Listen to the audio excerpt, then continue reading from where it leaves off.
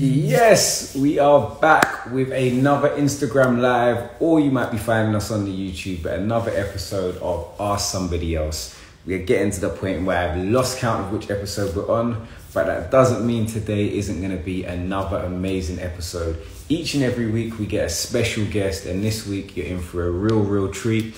The industry guest is none other than Mr. Sad Hussein, legend, long-time legend in this property game here, long before me.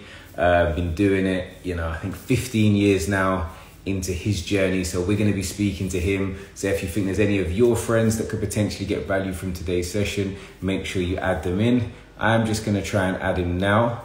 In the meantime, general advice, if you do have a question, make sure you use the comment box so everybody else can see your questions, everybody else can get value.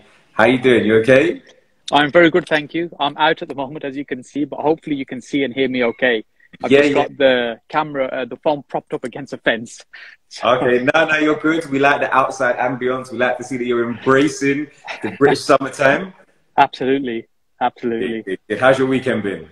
It's good. I tend to be one of these people that works every day, and I just take breaks whenever, rather than every day is the same for me.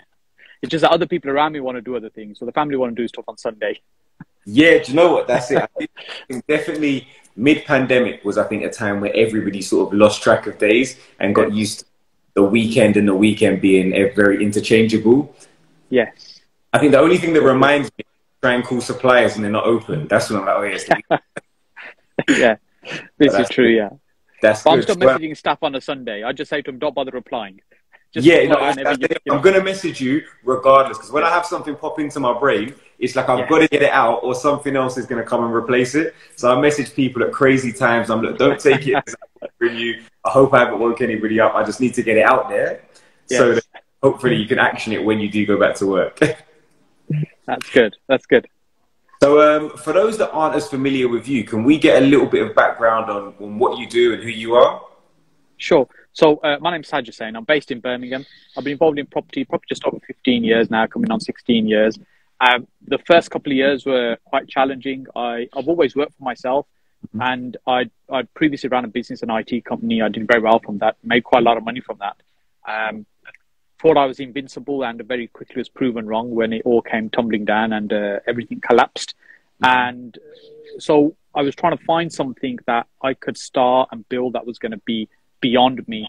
I'm 53 now. I'm not a spring chicken, so it's a case of, look, this is my second career. I need to get this right. I can't make any mistakes on this. The challenge was not having much money, and so there was a bit of a conflict. Well, if I try and look at property, you need a lot of money for property, but this was just before the last crash. So at that time, there were people doing no money down stuff and fairly creative things like that. So I started learning a little bit about property, and I didn't get a lot of success at the beginning. I did struggle quite a bit, but what I was able to do was try lots of different strategies and pick up a lot of knowledge very quickly. I think that really helped a lot. So then over the years, we've done, so many different types of strategies.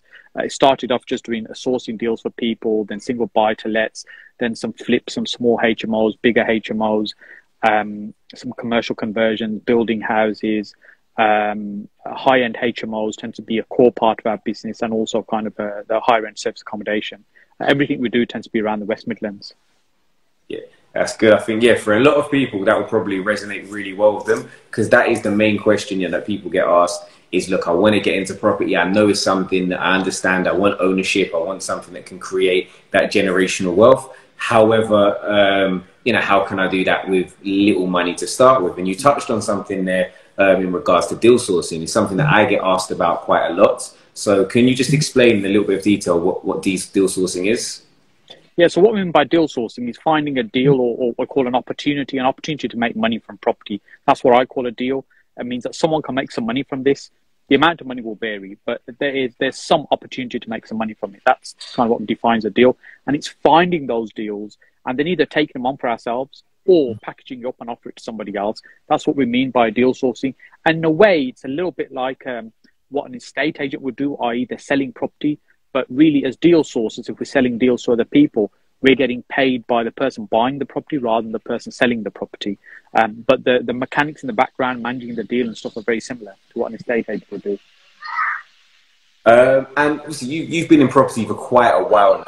So what have you seen of some of the biggest changes in the property market since you've been there, in it for the last 15 years? I think probably the biggest change you see is strategies evolve, and what you do needs to evolve as well. It took me a little while to realize that that was the case. You can't just pick one thing and think, that's it, I'm going to do this for the rest of my life. And because as the market conditions change, you need to change, you need to adapt. As the law changes in terms of how we, taxation, how we manage property, tenants, tenant fees being banned, in our agencies. There's always changes going on. You just got to be ready to embrace change, and you've got to be ready to adapt. So there's always flavors, things that are people keen on right now. So at the moment, rent to rent's always been really keen. Service accommodation, HMOs is probably starting to kind of become a little bit the tail end of the hot topic. Commercial to residential conversion, particularly under the PD stuff. So I think a lot of the change is around evolving. As the market evolves, we've got to evolve as well. So those that evolve, and there's lots of people I met earlier on in my property journey who are still doing a lot of property right now. But there's many people I met along the way who kind of dipped their toes in for a year or two and then went off to do something else and just didn't really make it work. And there's also people that actually came in to say, look, you know what, I'm just going to build enough income so I can go off and do something else in my life, because I'm just not, I'm not passionate about property. I just want the income from it. They build up 4 or 5 properties, they get a certain level of income, and that's it, they're gone. One of the guys I saw some properties for in the early years, he just travels around the world. He'll message me from all different countries around the world, and as long as his rent's coming in, he's happy. It's funny you say that, because literally just before we came on the live, I posted something that was basically just saying, get a property for every bill or every expense. So you want a mortgage, have a property that's going to cash flow you that. New car, get this holiday package. Yes. And you can very much, depending on where you want to get to in property, if you're saying, look, you know what, this is my number a month, you could work out a strategy that would allow you to say, look, this is the money I want on a monthly basis. Property is going to allow me to have that. I can also benefit from the capital appreciation in the long term, but in the short term, it means in terms of standard of living, if you're not trying to go all in on property, it's very, achievable to do that. Yes. And there's no cap, there's no ceiling in terms of what you can achieve. If you're very ambitious, you want to do big things, huge things are possible.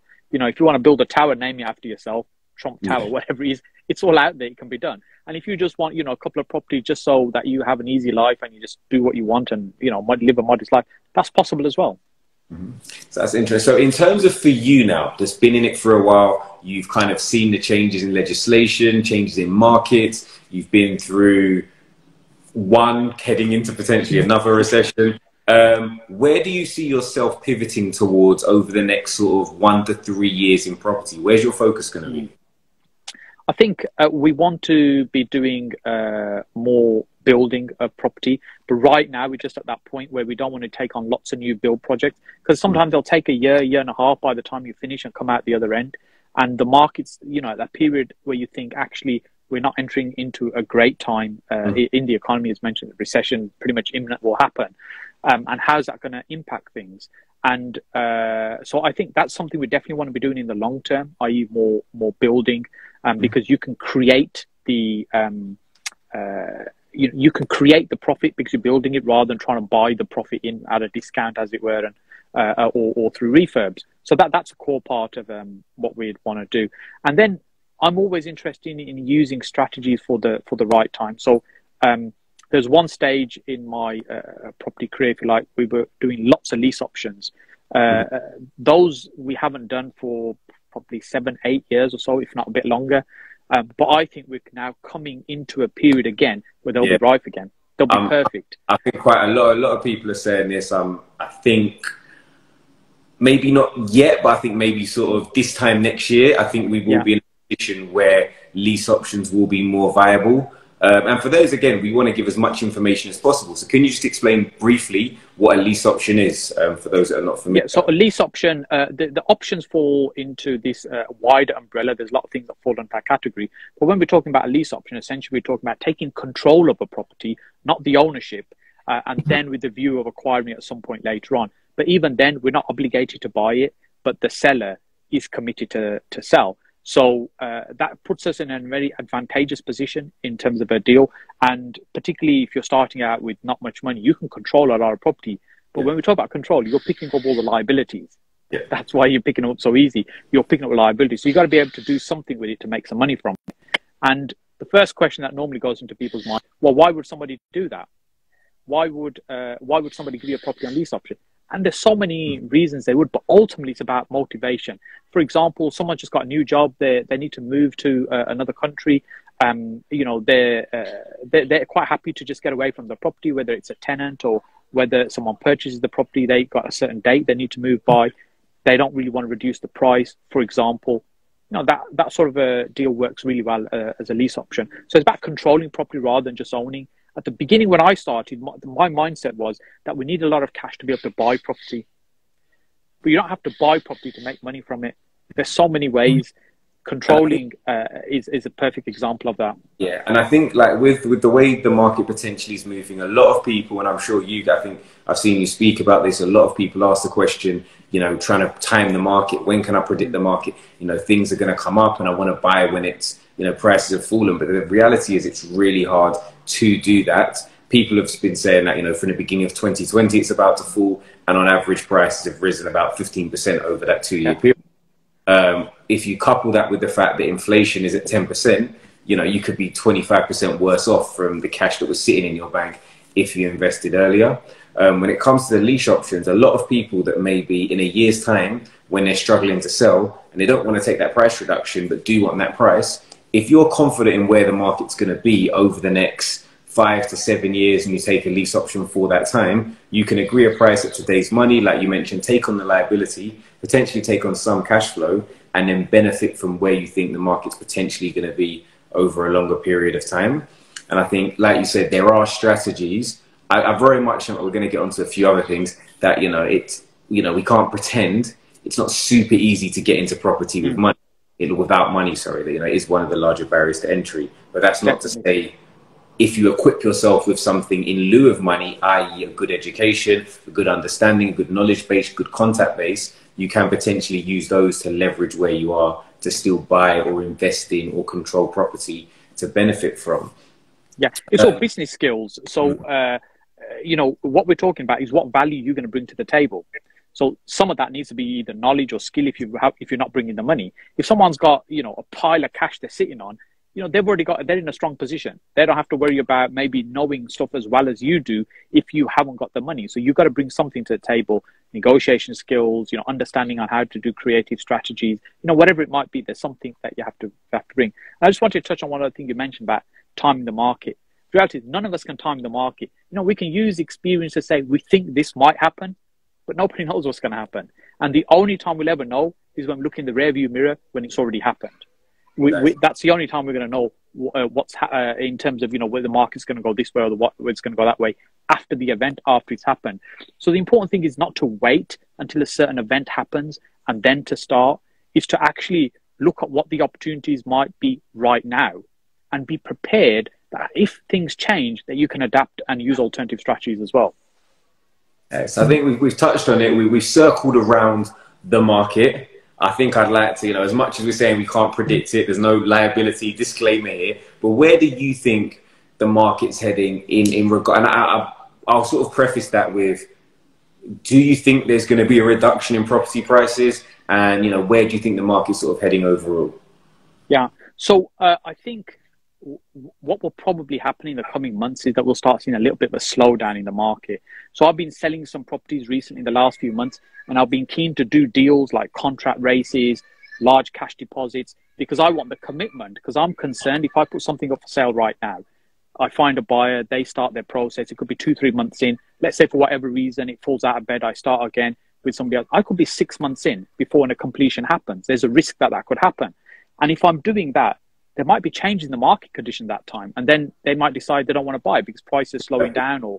And so when I've been selling now, I've been selling in mind of, I think prices are going to ease off. I don't think they're going to fall. I don't think we're in for a crash, but we certainly are going to be in for a slowdown. That means that people are not going to be as active. Right now it's about supply and demand. It's always about supply and demand, but the challenge at the moment is there's a lot of demand for property, but there's very little stock out there. And if people start thinking twice about committing to mortgages, about purchasing property, even buying investment property, then what will happen is there'll be less demand. As the demand starts to drop, we'll see the prices start to ease off a little bit. And I think we're already seeing that, particularly around the Midlands. We keep a very close eye on the market. And I speak to a lot of other people that are very active in the market, what they're seeing, what's happening.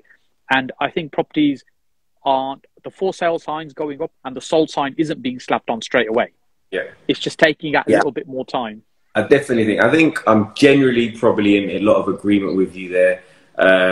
I think in some areas, particularly with Help to Buy being removed for the new builds, I think potentially you'll see, you know, some of the top values that we were getting that are no longer achievable. And if people don't meet those deadlines of the Help to Buy when the scheme ends in February 2023, I think potentially you'll see prices that were actually overinflated drop a little bit.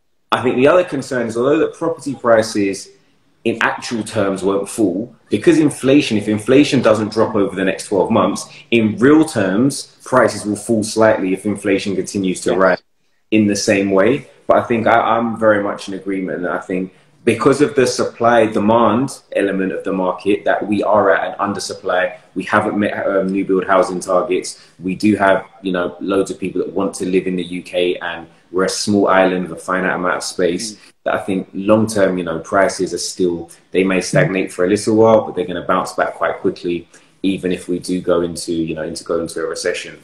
Yeah, it's good to look at the other side of the argument as well, in terms of, you know, could things go the other way? Well, you know, if we think about, for example, one thing you mentioned, you know, we live on an island. Yes, we live on an island, but the vast majority of the country, more than 90% of it, is not built on. It's all just green land. And that's because there's strict controls in terms of what we can build and where we can build it.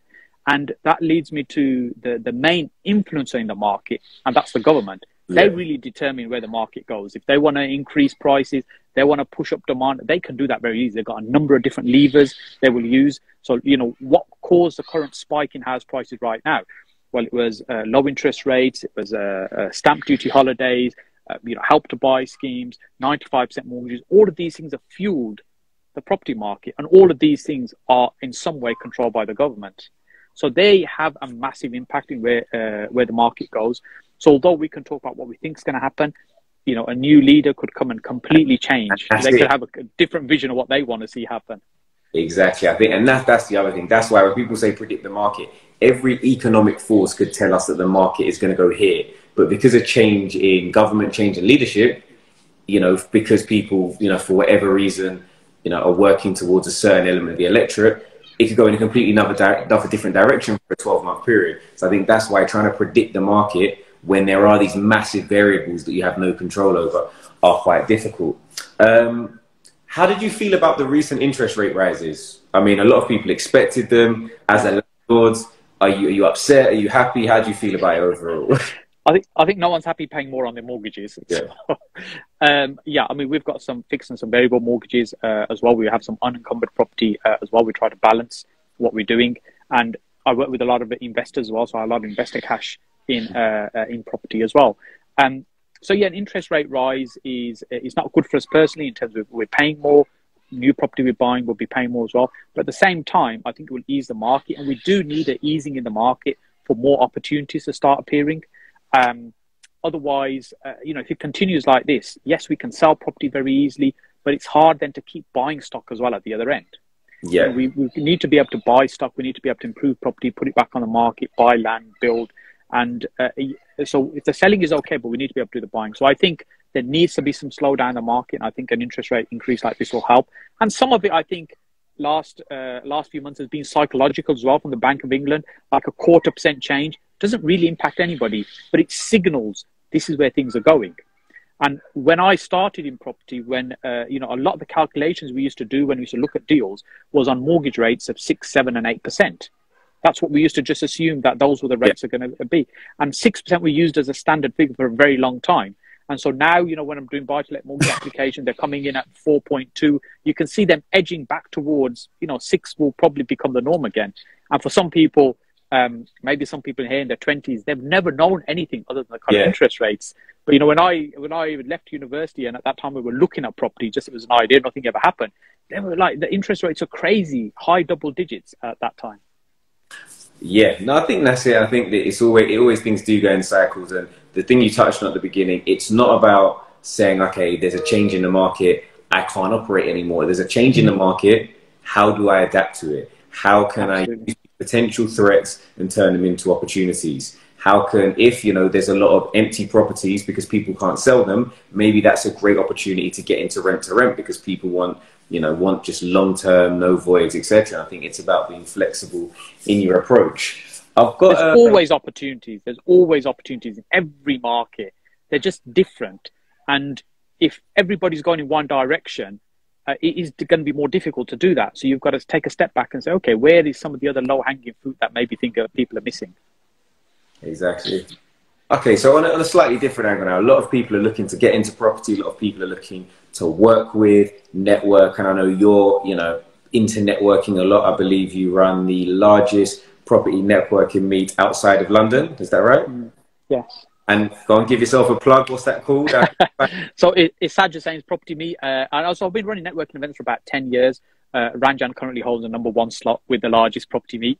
But it's not about being the largest meet. Really what I've tried to do is always encourage people to come meet other people, network. You find potential partners, you find people that might have deals. It's not the first person you're going to meet, you're necessarily going to do business with them. But, I like the phrase, the more hands you shake, the more money you make. It's about building that contact. And if I look through my phone now, some of the people I know and I've met over the years, and I amaze myself, how did I end up meeting people like that or doing business with somebody like that? And most of the time it came from some kind of networking conversation. Met somebody somewhere, or somebody introduced me to somebody else, or opened a door for me and said, hey, here's an introduction for you. So I'm a really big fan of networking. And networking is going out and talking to people. That's what we do on Instagram, on Facebook. And, it's the same thing, but do it in person rather than just doing it in a virtual world. Nice, that's good to hear. So obviously, if you're Birmingham, right? So if you're based in Birmingham, etc., I definitely advise getting yourself down, check out a networking event, meet some people, and see where that can potentially lead. So I've had a look I was looking recently, and I always like to try and find some controversial stuff in people's posts. So you had a post a little while ago, not I say a little while ago, I had to scroll a little bit down, but it was about people's opinions on fake property gurus, or just gurus in general. Property. Yeah. Do you think, how do you see the education space as a whole in regards to property? Okay, so I think there's definitely a place for it, but I think there's too many people that operate in the sector that don't really care about what they're doing to helping somebody.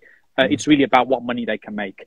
And, I've been to lots of training and programs. I've lots of mentors over the years as well. And I taught in and I was involved in one of the main training companies for about 9 years before I kind of went off and did my own thing and started running my own programs. But I think the thing is, there's good and bad people in the industry, as is with many industries. The challenge we have, because there's a potential to make a lot of money, attracts a lot of sharks as well. And people think it's easy money. I think if you're looking to learn from somebody, look at what is it you're trying to learn. There's just so much free stuff out there right now. What you're doing, sharing knowledge, connecting with other people, stuff on YouTube, just like a huge amount of stuff. I put my own YouTube channel, and often we'll get messages like, I've learned more from a video that I watched of yours for free than we paid for on a course. That's because, we don't hold back. We just give and share. And that's the mentality within property. So you can learn a lot of stuff for free. Then when you really want the nuts and bolts and you want the support, then find the best person you possibly can who's doing that thing and get their support. And I think that's the important thing for me, and that's the way I tend to approach it. And I think, yes, there are too many people that have been doing it for 5 minutes and now they're a property expert and teaching others. And fair play to them if that's what they're doing. I'd just say to the buyers, just beware and do your own due diligence on who you're looking to work with and learn with. And I've got my fingers burnt a number of times, more than once. So I can't say, I learned from the first time I got my fingers burnt. I think definitely buyer beware is an important saying. I say that because, yes, I'm completely in agreement with you that there are people out there that are teaching things they haven't done themselves, or teaching things they've done once and don't really know the ins and outs or the intricacies of the details. However, there is a lot of responsibility on people looking for a get-rich-quick scheme, and so just handing money to a to somebody saying, I'm going to make you, I'm going to make Yes. you. But the reality is, if it seems too good to be true, the majority of the times it probably is. So yeah, definitely I'd say do your own due diligence. There is a load of great educators out there in all different fields. You know, for those that I've seen what they've done and the people that I've helped, I always post and promote them. But at the same time, I definitely think it's really important to make sure you do your own due diligence. And some Yes. people, sorry, just some people, you need to understand the type of educator that you want or the type of mentor that you want. If you want somebody that's going to give you that Wolf of Wall Street, beat on your chest, tell you can do it, like, that's what some people need, and that's what works for you. Like you said, some people want to know the nuts and bolts. They want an IKEA drawing of how do I get a rent-to-rent deal across the line. You need to find someone who delivers that. So finding what works for you is just as important as somebody who's teaching the overall course. Yes. And, you know, touched on this earlier as well, that, you know, property is not easy. Property is hard work. You know, I don't need to do the effort and the hours I do because, you know, I have big dreams and big plans and there's so much more I want to do. So I'm grafting every day and I'll continue to graft every day. I have no intention of stopping. But if you have that obsessive mindset, or if you're prepared to work hard, then you will. And, you know, as I said, I'm fortunate to meet lots of people, and some of the most wealthiest and successful people I've met in this industry, they work super hard still. They don't need to. You know, another 50, 100, hundreds, millions will not make any difference to their lifestyle, but they still continue to work hard. So I think if you have that mindset about, look, property, the rewards are phenomenal as long as you're prepared to put the effort in. That's kind of one thing I want to say. The other thing is that, you know, if people have the expectation that they're going to hand money to somebody, that person's going to make them rich, they're going to press the magic button and they're going to be rich, then, you know, really they only have themselves to blame when there's people quite happy will take their cash and they don't get anything to show for it, and they're going to start blaming other people. Someone decided to do a bit of gardening. Hopefully that's not too noisy in the background. So it's taking some responsibility yourself. So as you said, you know, if you're walking around kind of desperately trying to find somebody who's going to make you rich, it's not going to happen. If anybody's going to make themselves rich is the person you look at in the mirror every day in the morning. Exactly. The other things around you are tools to help you do it. Yeah, no, definitely. That's it. I mean, the thing is, and I use this example to a friend of mine that was talking, you know, about it's all great to go and get a life coach or to have your friends and family motivating you, but your life is your own race, and it's only your own 2 feet that are going to get you from A to B, that are going to get you across that finish line. Yes, you're going to have people cheering you on. Yes, you're going to have people that can help you prepare. But as soon as you get on that track, it's you that's got to run. It's you that's got to do all that hard work. Something like I said, got to be able to look at yourself in the mirror and say, what have I done today to make sure that today is better than yesterday? And what am I preparing to do to make sure that tomorrow is going to be better than today? And sometimes it's going to be rubbish and take some steps back, but you're just working towards making sure that you're moving forward. So absolutely. Something about, obviously you said, shout out Ranjan, you know, having the largest networking event. Being from an ethnic minority, how does it feel in terms of, do you feel the landscape of what a property investor looks like has changed over your 15-year term within the business? If I just tie that in with the short story, when I was at a university, I did 12 months of work placement. That was my first real experience of working in an office with other people. They were nice people. It was a nice environment, but straight away I realized I don't want this to be the rest of my life. Getting up every day, going somewhere, a kind of very monotonous lifestyle. The stuff they're talking about is what was on TV yesterday, you know, desperate to get for the weekend, for a party, saving up for a little holiday. And I thought, this is not what I want my life to be. So I made the decision, I don't want to work with other people. And, you know, I was brought up in an era in the 80s where, you know, we faced racism every day, bullying in school, and that was just common. Every day we faced that. And I think in business, you become control of your destiny. So that was the first thing. And then property was actually one of those things. It doesn't matter what your background is. If you understand how to do it, there's nobody can stop you. People can make your life difficult, but they can't stop you from succeeding. Yeah. And I think generally we find people that are from a ethnic minority background anyway, they tend to have more of a I need to get on and kind of get by mindset, because, you know, the parents have probably, you know, traveled halfway around the world, turned up with nothing and just tried to survive. So there tends to be that ingrained in that I need to do better, I need to do more, I need to try and improve.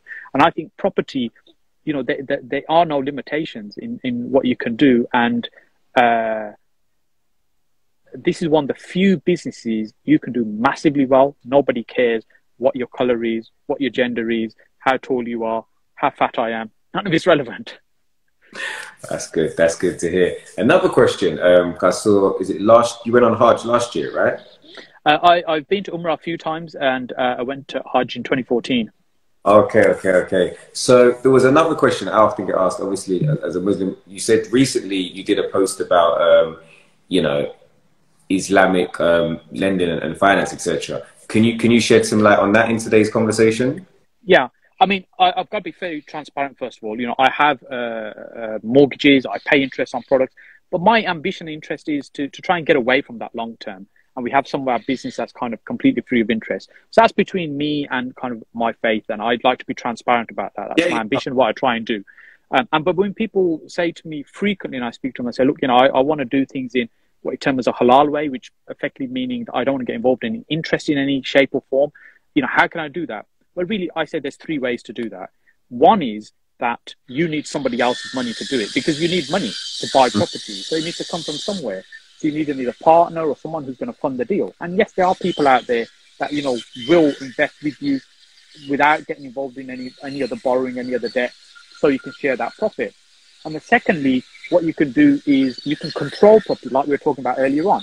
It could be sourcing property, it could be rent to rent, it could be lease options. All of these are controlling property, so you can benefit from what you can do with it. It could be land that you've got control of and you get planning permission on it, for example. And the third way is some of the Islamic financing products that are available. But, you know, people have different views on those. And I say, look, if you're happy with those, use them. They're not the cheapest products, but they're not supposed to be the cheapest.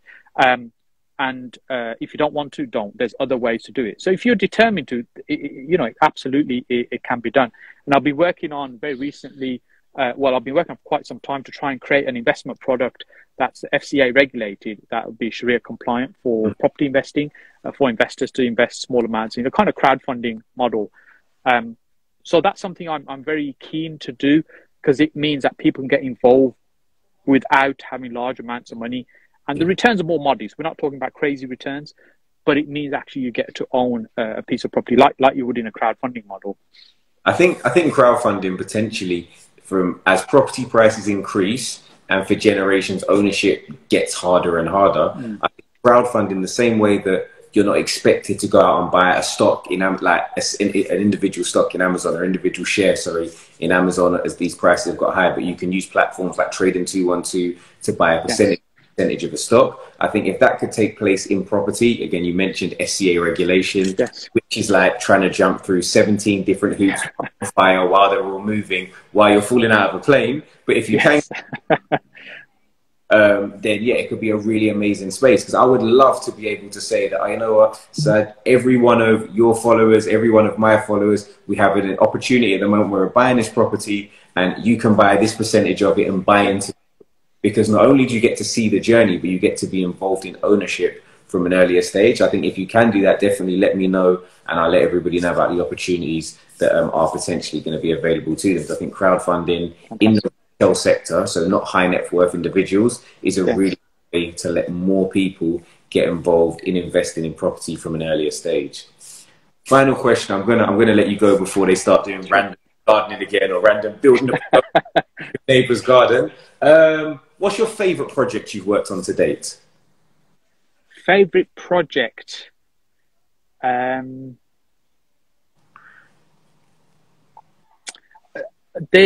So firstly, I tend not to be on site very much. You don't see me that often on site managing. Or just like delivered through. I built up a great team, so they tend to take care of a lot of the stuff. I really enjoyed doing the first new build that we did, because that was something I'd never done before. It was experience of creating something out of the ground. So that was just kind of mind-blowing in the sense that actually we've been able to do this and that we hadn't done before. But every time we turn a property around, like whether it's a flip or a HMO that we're keeping, we try and improve, we try and add more to it, improve it, make it better. So every time we finish one, I like to step back and think that's the best that we've done so far. So I like to try and give everyone our best possible. What was that? Was that a house or was that flats? The new build. So what we built, that was houses. Oh, nice, nice, nice. Yeah. How many? And so it was 4 houses. We built 4 houses on a plot. They're about 500 grand each. 4-bedroom detached houses. Nice, nice, nice. Well, I'm sure there'll be somewhere. Where can people find those? Are they on your YouTube? They're sold. They're gone. But in terms of just pictures of them? Oh yeah, no, on my YouTube channel, there's a number of videos, and some of the problems we've had, builders going bust and stuff. All that's on the channel. What's the YouTube channel called? Get the people in. It's just either Google my name, Saj Hussain, or look for the Saj Hussain, and you'll find me. And I think you've had an issue recently as well. There's quite a few fake accounts, so just be sure you follow the right one. Exactly.